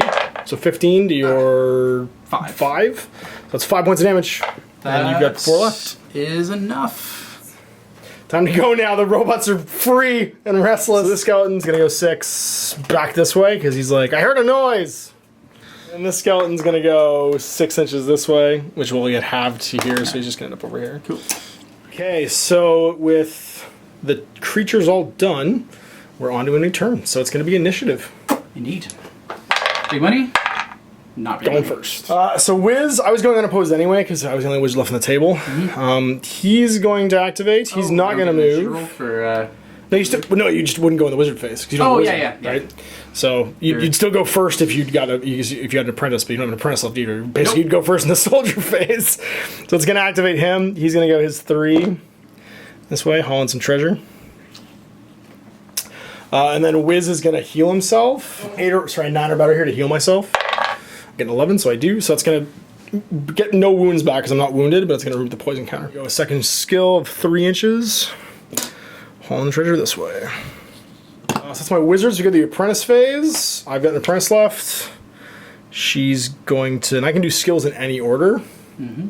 Oh man, I'm going to drop a landmine again, and then I'm going to move. So landmine first. I need to roll an 8, so I need to roll 10. Nope, failed. Move 6. Run away. Like so. The roid monster's coming. He's gonna get That's soldier phase. Alright. So you get to activate your soldier first. I do, and I think I'm going to try and not move and crossbow you again. You play +5 still. Yep. I'm a +2. I get a 21. Yeah, I don't hit for you. Alright. You sent Angry Man after me, or are you just going to consolidate and The question go is, grab that loose treasure? Can I get some treasure? That's the real. Yeah. That's I think your best bet here is to go up this ladder and back Yeah, down. I don't want to activate the runes. Let them all get into a fight with the dog while he's like running away. I'm gonna move, so I'm just gonna do all 9 Yeah, inches that's at fine. once, so that's cool. That's cool. So he's gonna end up about there. Is he on the run from the constructs? This fellow back here is going to go 3, and he's going to go to here. I'm going to do, again, my whole move, because I'm at as well. So it's plus 1.5, so he's going to end up like right here midway through this rock. Like so. These statues are scary. Over to you. Alright, I've got an archer, and I gotta kill some things with treasure if I can. So I think I'm gonna have to go for My treasure hunter again? treasure hunter. Okay, this is in the open. Got high fight. Fight +4. +2! 10. 18! 16. You got it. So 18 minus armor 12 is 6 points of damage. I think I'm down to 1. Oh no, wait, I have 11 left, so I'm down to 5. Actually, I'm wounded now. Yay! I'm limping.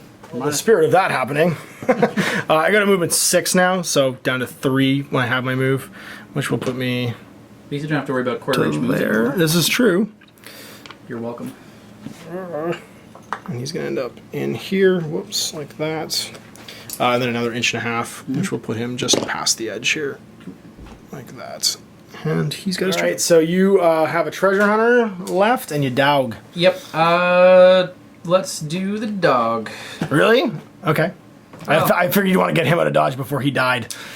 Or if in case he dies. I guess, fair enough. You have to be further away than 10. Let's do that. Yeah, that's a good point. Let's do that. So he's going to start by going halfsies. Yep. 3.5. 3.5, you got and then a 1 3/4. 1 3/4 kind of thing there. Bowman, he's going to go over to here.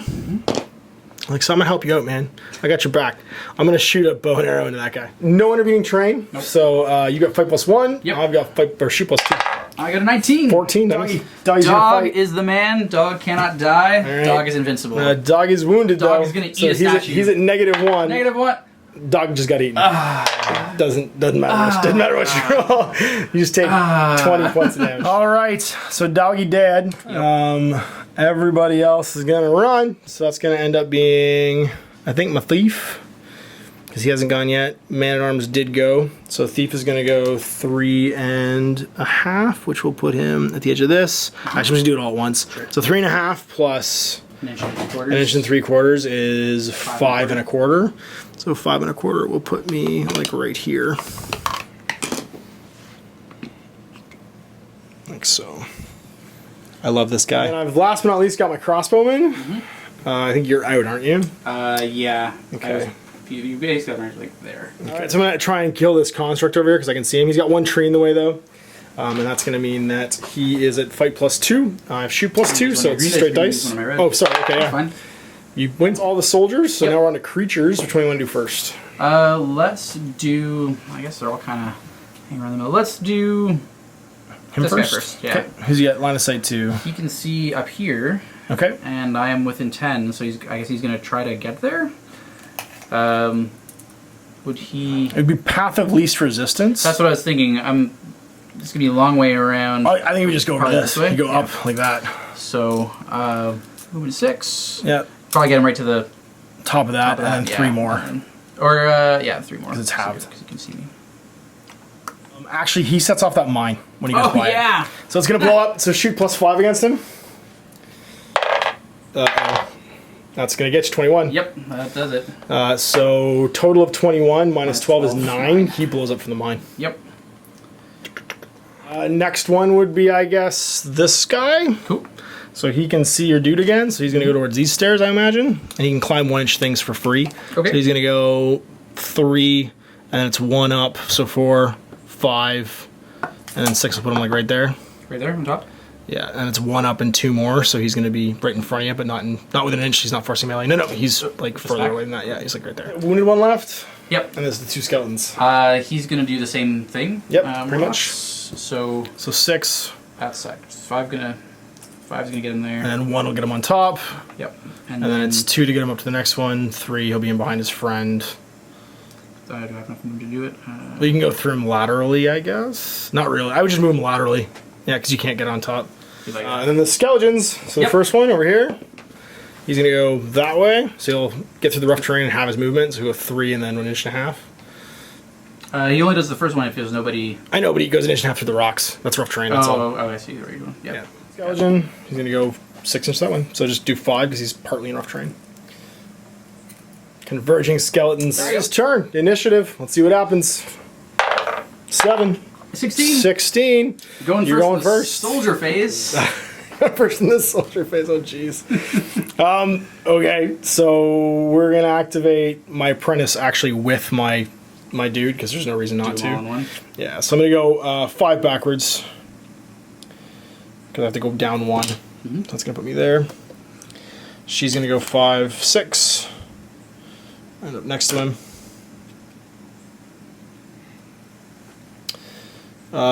This thug is going to go. He's got nobody in his way. So I'm just going to do his moves twice. I'll start with my next action with him. Sure. So he goes 3 plus 1.5 inches is 4.5 inches, which will put him basically like just inside the lip of this. Like that, carrying treasure. And he's got 7 wounds left, yeah, so he's fine. All right. So now my second action with him, he's going to heal my apprentice. She's only got 1 thing left because she's wounded. So yeah, so we need to roll at better than 8 here. So better than 10 because not at school. 18. So she's going to get 5 health back and go to 8 wounds remaining now. She's going to heal herself with her second action. Might as well. And that's going to be, again, a -2. So I needed a 10, now I need a 12. So I need a 13. Nope, missed. Okay, so that's my wizard phase, my apprentice phase. My apprentice is already gone, so we're soldier phase. Soldiering it And up. you won the roll, so you get to go first. All right. I'm going to start by. Just jump. Just jump. Shoot one and jump. I'm going to shoot one first. Yeah, okay. I'm going to shoot the injured guy. Yeah, shoot the injured guy? Yeah, Sounds totally. good. I'm going to try to get some points The here. almost injured guy, yeah. Yeah. Okay, so he's got fight 1. Plus 2 shoot. 16. 13 goes. to go. I'm going to do a Teef. I'm just going to do all his moves at once. Yeah. So he goes 3.5 plus 3/4. But what we say it was 5.25. So 5.25 will put him right there. All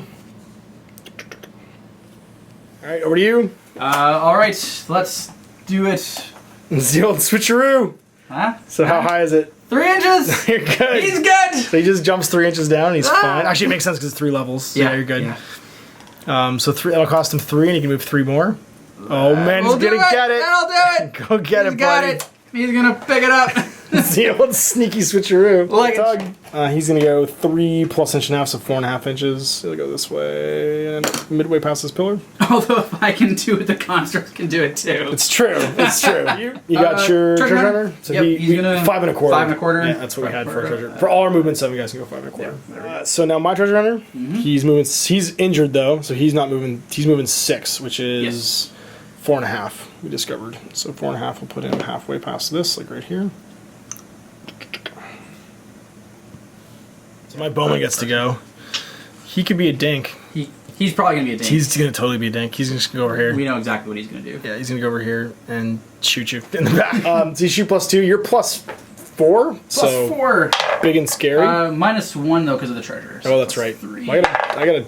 Yeah, that's bad. Yeah, it's bad. I got 21 to your armor. 10.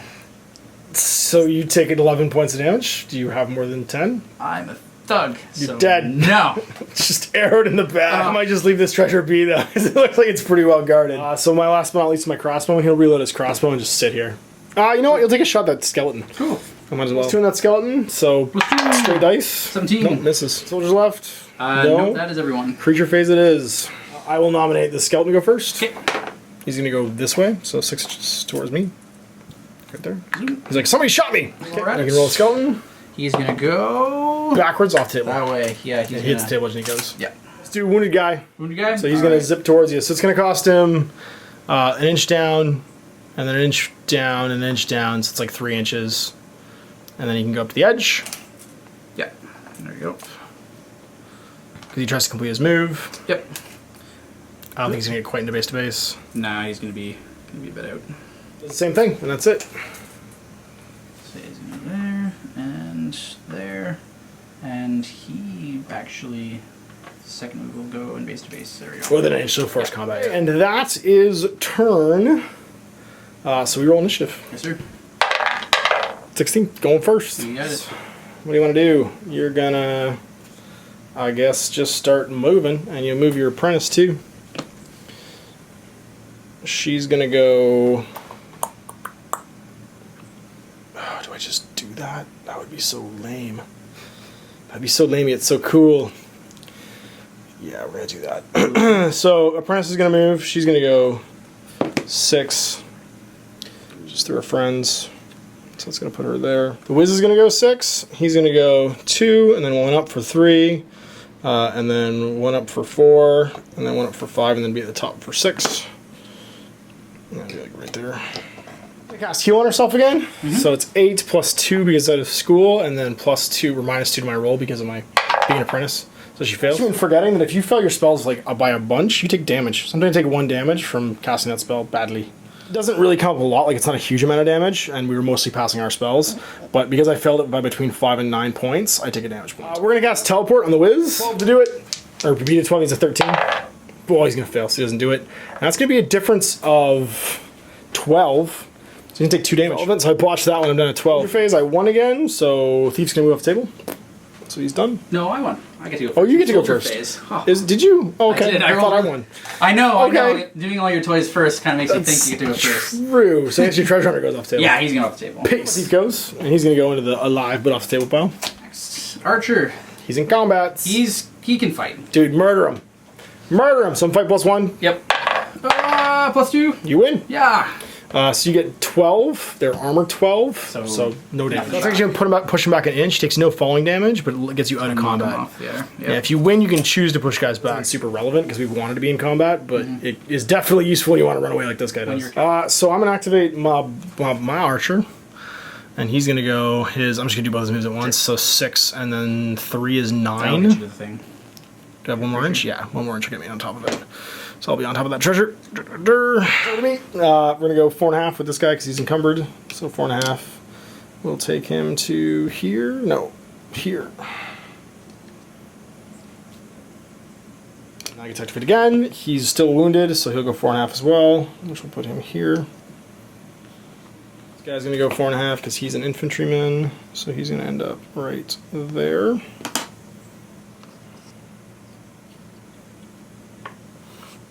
Soldier's gonna reload his crossbow and shoot that zombie. So shoot +2. You win. Yep. All right, monster time. So we'll start with this fella. He's gonna go backwards 6. So he's just gonna walk under the bridge, basically, over there. Statues. Which one do you want to do? Let's do this guy. Okay. So he's gonna enter combat with you. Yep. And you try to fight him. So Yes, fight sir. +1. You get fight +2. +2. 19 to 10. Not. 19 minus 10 is 9 points. You have 1 left. The last guy activates. He moves into base to base with you. He's now +3 fight because you're fighting 2 guys. Plus 9. 1. 11. You win. Yeah. But minus 12 is no damage. Back an inch.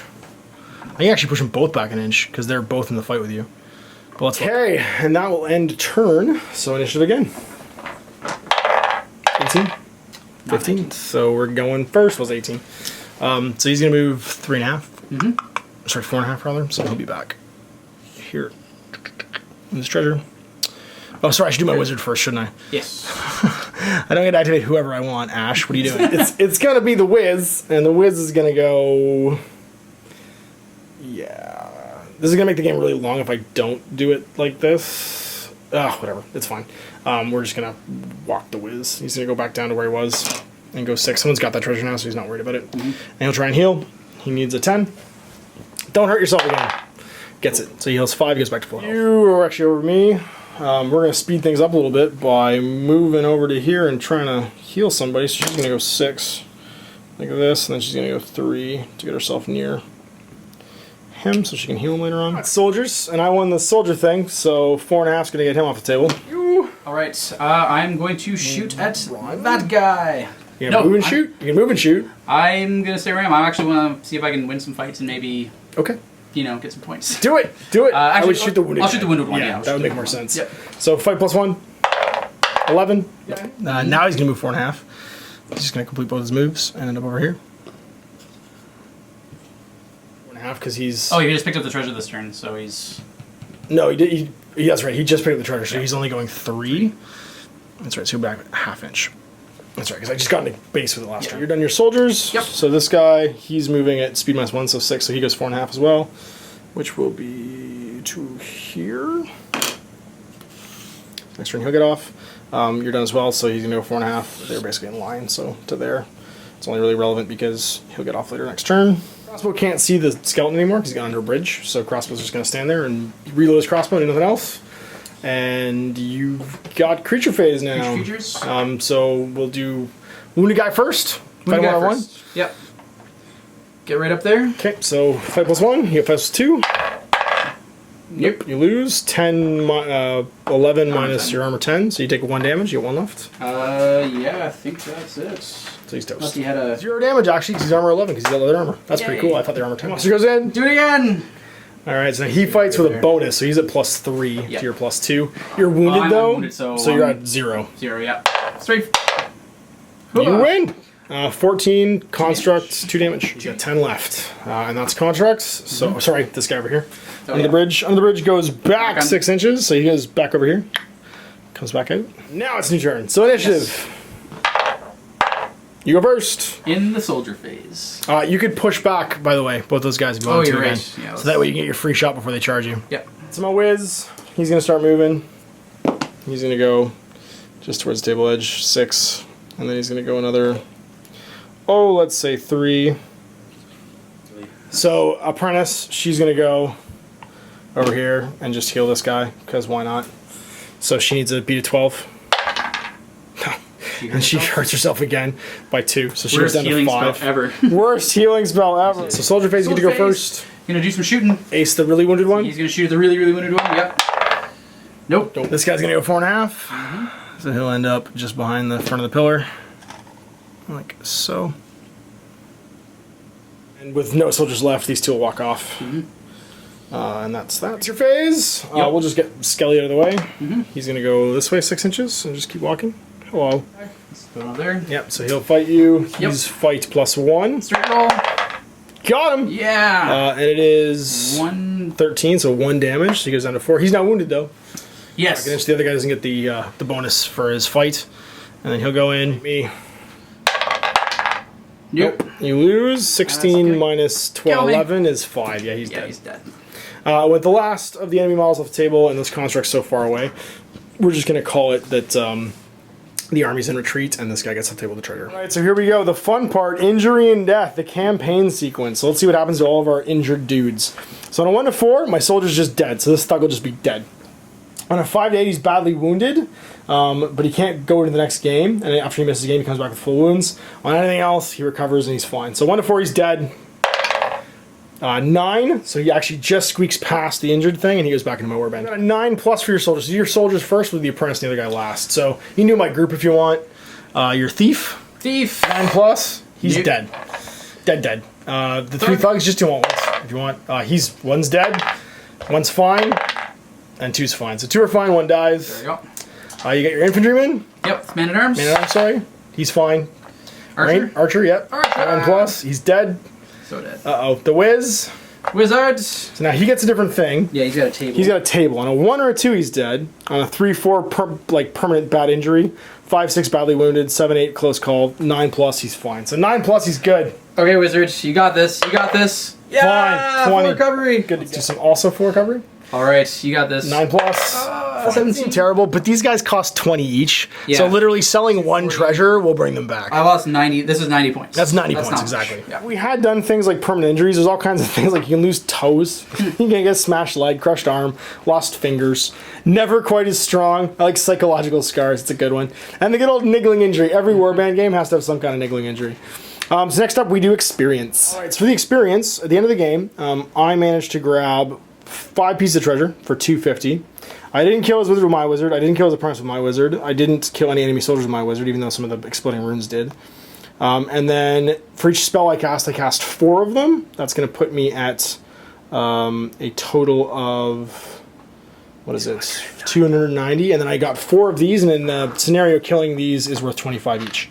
That'll be 390 for my experience. 3 poison darts successfully. You got 2 guys strong, and you got your animal companion off, and that gives you a grand total of 60. Yep. And then you got a treasure for 110. So now you level up. For every full 100 points of experience, you can be converted into a level. So basically, I go down to 90 experience, and I'm a level 3. For every level that you get, you can improve a stat by up to +1, but you can only improve each stat once per game round. Or I can improve a spell by -1, and the minimum casting value will then become 5. And again, each spell can only be done once. I can try and learn a new spell if I have a grimoire, but I don't have any. I'm going to improve my fight because that's my offense and my defense, which actually improves my my apprentice's fight automatically as well, which is cool. So that's 1 of my 3 levels. And I'm going to make explosive rune easier to cast because I kind of think it's amazing. And teleport as well. So 11 plus now for teleport and 9 plus for explosive rune. The fun part, we get to crack open treasure and see what's inside. So I got 5 D20 here to crack open treasure with. Let's see what I got. I got 6, 4, 18, 10, and 15. This is like opening card packs in like trading card games. So 4 is going to be 30 gold crowns and 3 potions. 6 is 30 gold crowns and 3 scrolls rather. 10 is going to be 20 gold crowns and a magic item. 15 is 60 gold crowns and a grimoire. So at least 18 is 120 and a grimoire. So I'm at 270 gold crowns and 2 grimoires. I get to convert these. So I have 3 different potions. So I have to see what kind of potions they are. This is like Final Fantasy, man. This is awesome. So 5, 6, I have 2 potions of strength, and a 10 is an elixir of speed. 3 scrolls. So for each scroll, roll once in the random spell table to determine what spell is written on the scroll. 3 dice on the randomized spell table here. So 2 is the first one, so it's going to be, and then I roll again. 2, 16. So it's going to be familiar. First roll is this one. So what was it? It was a 2. So it's this one then, and then it was a 16.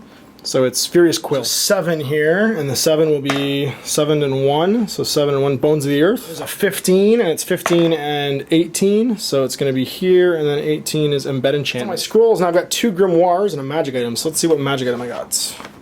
Actually, sorry, grimoires were back here, so we'll just do the grimoires immediately. Like scrolls, you just roll on a spin. Yeah, it's the same exact thing. And I have 2 of them, so let's see what I get. I get a 16 and a 16, so 16 and then 16 again will be Create Grimoire. And then it was 16 again, so 16 plus 2, so 16 and 2 is familiar. Right, so a random magic item now. Magic weapon and armor, magic item, so we have to see what it is. So it's 17, which is a Horn of Destruction. Once per game, the bearer can use 1 action to blow the horn. Treat this as successfully cast Crumble spell. Crack open your treasure, see what you got. Treasure! 17, that's pretty cool. 100 gold crowns and a grimoire. Alright, let's see what kind of grimoire it is. Random spell. Alright. So first D20 roll. 16, that's pretty cool. And the second one is going to be 8. Which is Enchant Armor. Oh, sorry, Control Construct. Oh my god, that would have been so good in this mission. That would have been amazing. Now we can spend treasure, buy grimoires and magic items, and hire new apprentices, and we can also establish a base! So, there's all kinds of different effects for bases. This is a really cool part of the game. You can't do it until after your first game, but you move in somewhere around Feldgast, basically. So, you can move into an inn, you can move into a temple, crypt, tower, treasury, brewery, library, laboratory. There's all kinds of different, like, things you can do, basically, to get bonuses from it. I'm actually not sure where I want to move into. I actually kind of like the idea of moving into a brewery because everybody gets cheaper, but there's also the inn, which ups my warband size. So I think I'm going to move into the inn because I think having extra guys is really, really powerful. Yeah. So I'm going to move into an inn. Where are you going to move into? I think I might actually move into the brewery. The brewery's pretty cool. It makes everybody cheaper by 5 gold crowns. In addition, you get an extra 10 gold crowns each game by selling the beer that you brew. All right, so there it is. We're not going to upgrade my base. If you decide you're going to upgrade yours, I gotta pay for more dudes. Okay. So, yeah. So I'm actually gonna hire some soldiers. My warband size can be 11 right now, and I have 9. I'm gonna spend 200 to hire a knight and a Templar. Okay, so we've been shopping and stuff. I've equipped some guys and hired some guys. I've also learned a spell because I've read my grimoire for Create Grimoire. I hired because I'm in an inn now, I can have 11 guys in my warbands. So I hired a knight and a Templar. I equipped the Templar with a potion of strength. I equipped my treasure hunter with a potion of strength as well. And my knight I equipped with an elixir of speed, so I can have a speed 7 knight once per game. Now, the out-of-game stuff I have Create Grimoire now, so I'm going to try and cast it. I need a 12 plus. I can't use damage to boost it. Nope, so it doesn't go off. Stuff too, so you can create a potion. Yep, I'm going to brew a potion. It's in my school, so 12. A potion. Awesome. I get to do any type except for Elixir of Life. There you go, so any type you want. So I was thinking about what potion he's going to brew. I actually sold my other Grimoire, which is familiar because I didn't really need it, for 250 gold. And that took me up to a whole bunch of gold, and I spent 300 of it to buy myself some gloves of casting. So once per game, Hrothgar, who also found that Horn of Destruction, which he's keeping, can get +5 to cast. Potion of Invulnerability can't be damaged until after its next activation. That's pretty rad. Selling his Grimoire for 250 gold, plus the gold that he found during the game. He's leveled up. What did you do with your level? You upped your fight? I upped my fight, okay, so he's a little bit better. Defensive, yep. Yep. And then I spent some gold to take 2 Rangers. Okay. Actual Rangers. They're a little bit faster and a little bit shootier. And I also got myself another Man-at-Arms. Cool. It's a little bit tougher. So you've got some higher quality troops here now. Now the dog was dead. Did you hire anyone, or did you try and find him? The dog didn't actually die during he didn't die? roll. Okay, Yep. right. Okay, so he just got chased off. Okay. So he's going to hang out. Cool, awesome. So there's the warband for Eric the Red Hat at the end of the game. And here's mine. We've got Hrothgar. We've got his 2 thugs. We got my archer, my treasure hunter, the apprentice here, Penelope, or as some people call her, Penelope. We've got my infantryman. If you guys get that movie reference, then good for you. My Templar, my knight that I just hired, and the thief, the ultimate thief, who I haven't rewarded in any way, shape, or form, but he was the murderer of all things in this game. So there is my warband at the end of the game. All right, so there we go. First game of Frostgrave. Welcome to Frostgrave.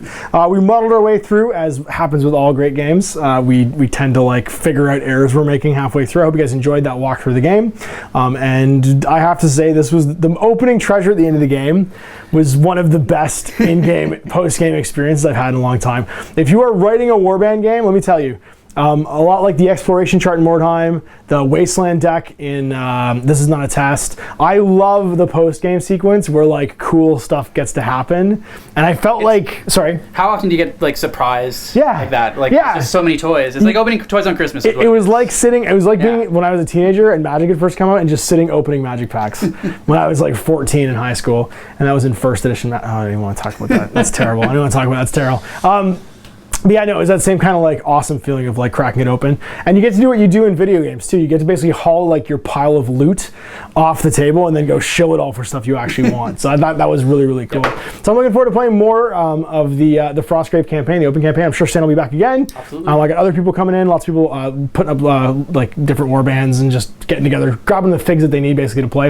And I'm going to keep painting stuff so that we can eventually play all 10 scenarios. I'm also definitely going to make an alternate war band just so those guys increase in level when people come in. I have someone sort of at the same level to play them with. But one of the things we did notice was I didn't level up that much. We both got enough out of our treasure grabs that our guys improved in quality. Yeah. Like across the board. Like you've got 2 Rangers now. Well, I mean, you got most of the treasure off. You killed most of the statues. You went up 3 levels where I went up 1. Yep. And I still feel like if we played again, I would have a good solid chance it wouldn't be a complete like steamroller kind of thing. Yeah, the only spell I learned basically gets me more gold maybe if I cast it. My casting values go up by a 20th. You know what I mean? It's like a slight increase in their casting values. And we both got a fight. So that balanced out. Like as long as you get 1 level, because I feel like I'm gonna always increase my fight every turn until I'm up at +5. You know what I mean? Like it's because it's your offense and your defense. It keeps you safe from bows and arrows. It keeps you safe from pretty much everything. That's I think a key thing that you want to increase early on. And then it's health. Yeah.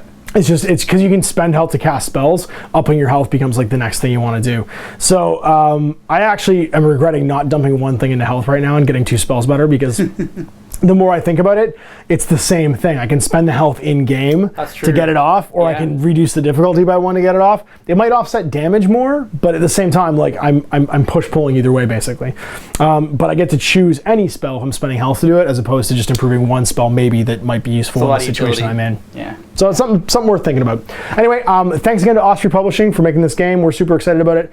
If you want to check it out, you can also check out the official miniatures through North Star Games. They do the plastics and models for all the different warbands. But like you've seen with Stan and me, if you have a D&D mini collection or just a bunch of random adventurer miniatures at home, anything, you can put together a warband for sure. There's a lot of specific like monsters and stuff for the scenarios. It's going to require a little bit more work, but as far as like the actual like models to play a standard game, super duper easy. So thanks again for watching. We'll see you for more Frostgrave. Until then, guys, thanks. Happy wargaming.